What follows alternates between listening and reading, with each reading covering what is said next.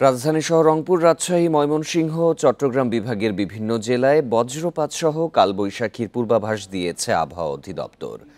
Bundle থাকলে প্রতি সেনমানিতে টাকা বাঁচবে। বিকাশ সেনমানি বান্ডেল কিনে জিতুন প্রতি লেনদেনে। বেলা 2টার মধ্যে বজ্রপাত সহ কালবৈশাখী হতে পারে রাজধানীতে, তবে তীব্রতা কিছুটা কম থাকবে। আর বিকেলের মধ্যে তীব্র বজ্রপাত সহ কালবৈশাখী হতে পারে রংপুর, রাজশাহী, ময়মনসিংহ ও চট্টগ্রাম বিভাগের জেলাগুলোতে। আবহাওয়া অধিদপ্তরের তথ্যানুসারে বৃহস্পতিবার পর্যন্ত সারা দেশে বৃষ্টির প্রবণতা বাড়তে পারে। এদিকে চট্টগ্রাম, ফেনী, বাগেরহাট সহ 5 জেলায় মৃদু তাপপ্রবাহ বয়ে যাচ্ছে। এই অবস্থা আরও কয়েকদিন থাকতে পারে। শনিবার দেশের সর্বোচ্চ তাপমাত্রা রেকর্ড করা হয় রাঙামাটিতে 36.5 ডিগ্রি সেলসিয়াস। এ সময় ঢাকার তাপমাত্রা ছিল 35.1 ডিগ্রি সেলসিয়াস।